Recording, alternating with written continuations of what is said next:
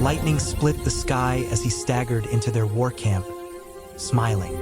Mud dripping, bruised and bleeding, yet laughing like he'd already won. He tossed the broken spear onto the ground. Their chief's legendary weapon, snapped in half. "Your boss said to give you a message," he smirked. "Send someone who can actually fight." Rain slapped against his face like the world itself wanted him dead. But Aiden Cross just wiped the mud from his lips and grinned wider. The Thornborn guards, hulking beasts with bark-like skin and eyes carved from fury, shoved him forward with spearheads pressed to his back. He stumbled, but refused to give them the satisfaction of seeing him crawl. "Easy, fellas," he muttered. "I bruise like a peach, a very handsome peach." They didn't understand the joke, but their answering growls suggested they didn't appreciate it either. Aiden lifted his head, scanning the sea of alien warriors gathering around. Curved bone armor, tattooed jaws, the smell of smoke and wet iron. Every one of them looked like they could bench press a car and use him as a toothpick afterward. But fear didn't have room to live inside him anymore. Not after everything he'd seen. The broken spear he'd thrown lay at the center of the war camp like a corpse. Moments ago it had been a symbol of power. Now a symbol of a dead chief and a message no one wanted to hear. Aiden could feel hundreds of glaring eyes. Some shocked, others hungry. He heard whispers ripple through the crowd like a cold breeze. Human? Impossible. Chief slain? How? He wished he could answer that himself.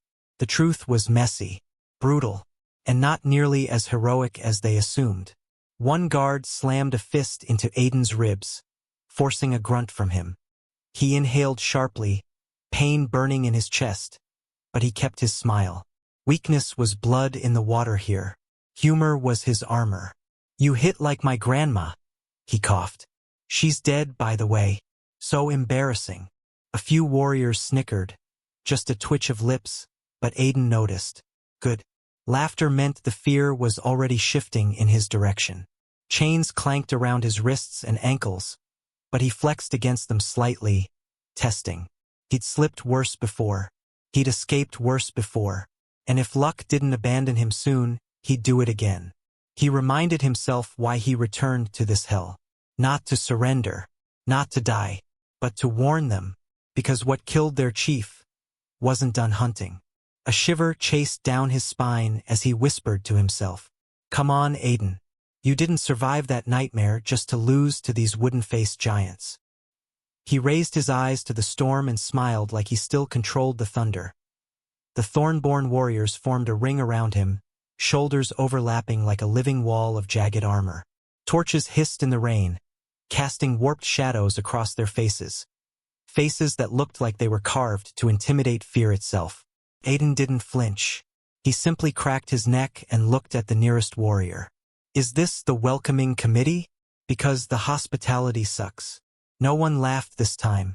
The silence beneath the storm felt like a breath held too long.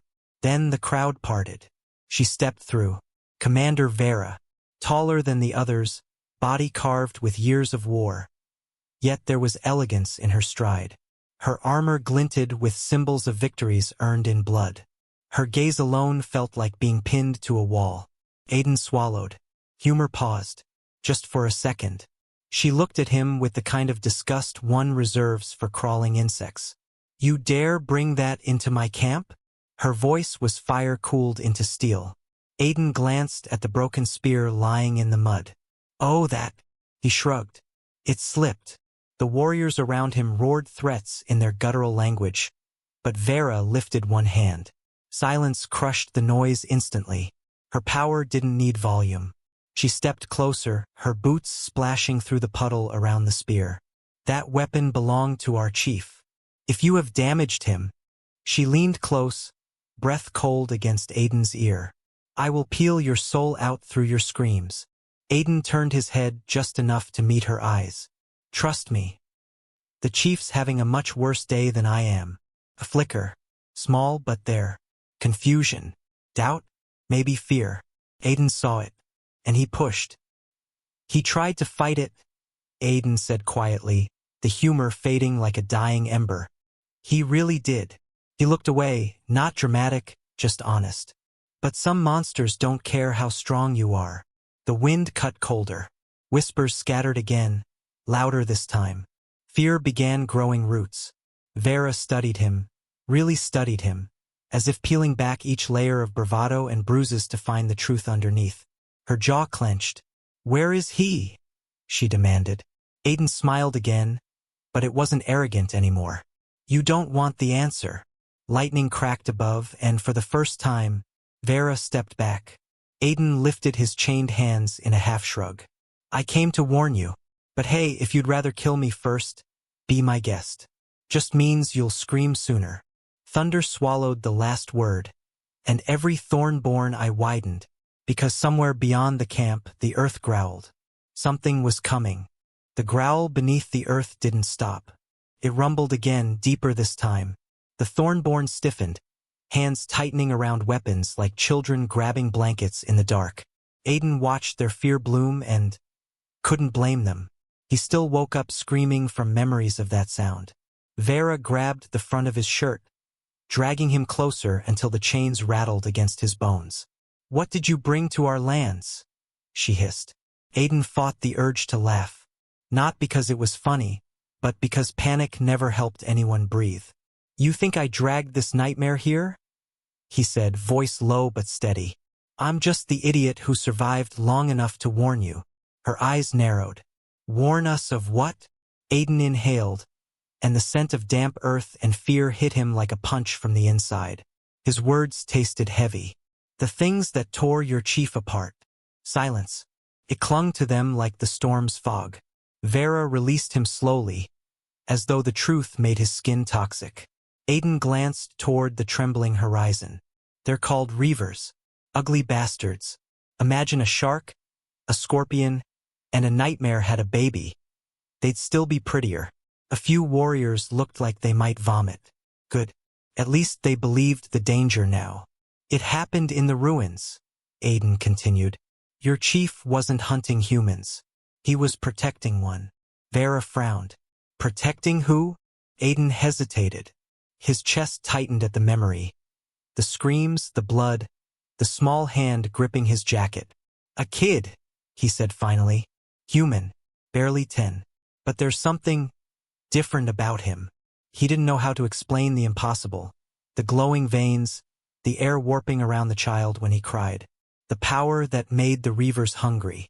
Aiden's voice cracked despite his effort to stay tough. "They killed your chief because he stood between them and that kid. And if they catch him..." He didn't finish the sentence. He didn't have to.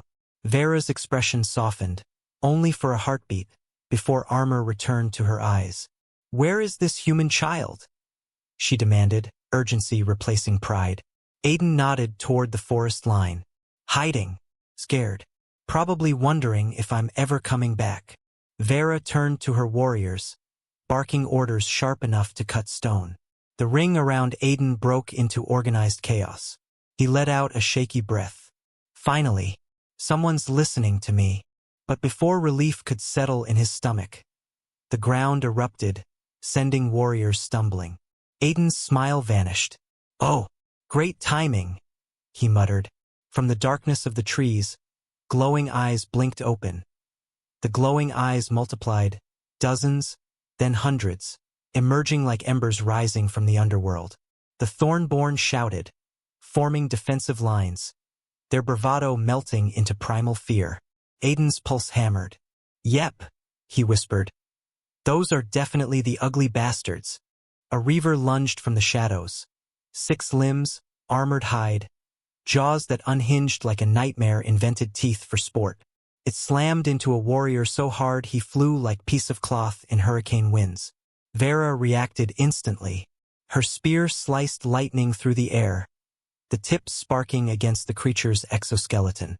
It screeched, a sound that made Aiden's skull ache. Another reaver burst upward directly beneath Aiden. He barely rolled aside as claws carved the ground where his spine had been. Chains clattered, still locked.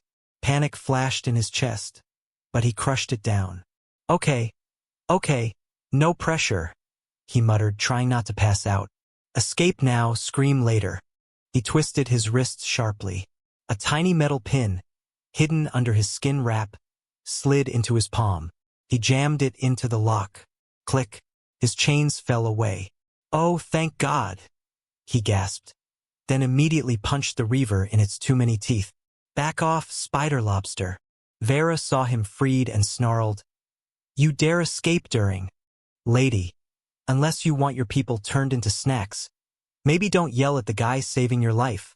Her eyes flared, anger mixed with reluctant agreement. Another reaver leapt at Vera, jaws wide. Aiden tackled her out of the way, both of them rolling into the mud. They landed close, faces inches apart, breath ragged. She stared at him like she'd never seen a human before, and maybe for the first time she was curious rather than furious. He shoved himself up, panting. "You're welcome." A roar cut through the storm, massive wings unfolding from the tree line. A towering reaver queen emerged, plates of armor gleaming like molten bone. Aiden's heart froze. "Oh, she's here too," he breathed. "Fantastic." Several Thornborn warriors broke formation to flee. Vera spun, slamming her spear into the dirt. "Anyone who runs dies by my hand," she thundered. Her people halted, fear reforged into duty. She turned to Aiden, jaw clenched. "Human, fight with us." Aiden flashed the most exhausted, sarcastic grin he'd ever worn. "Only if you promise not to stab me after." Vera extended a warrior's clasp, brutal, honest. "We survive first. Then we can discuss stabbing." For the first time since this nightmare began, Aiden wasn't fighting alone. They stood together, shoulder to shoulder, just as the Reaver Queen launched her army forward. The real battle had begun. The Thornborn roared and charged like a single beast made of muscle and fury. Aiden sprinted beside them, lungs burning, mud spraying under every frantic step.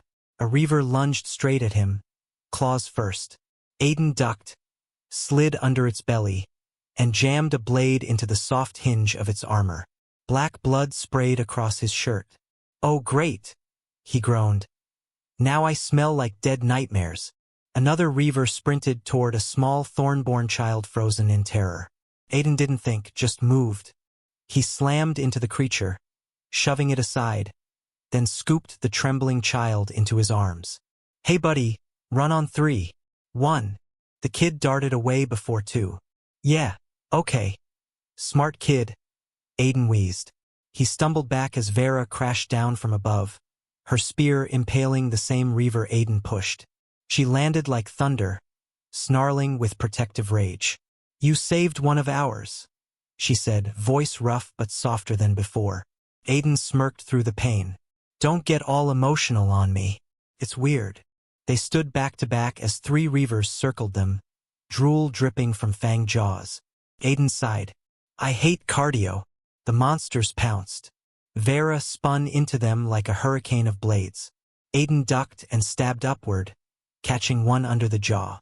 Another tackled him, claws ripping the ground inches from his face. He kicked it off and scrambled up, adrenaline drowning exhaustion. The Thornborn pushed hard until the last Reaver collapsed in a screeching heap. The battlefield silent. Bodies everywhere.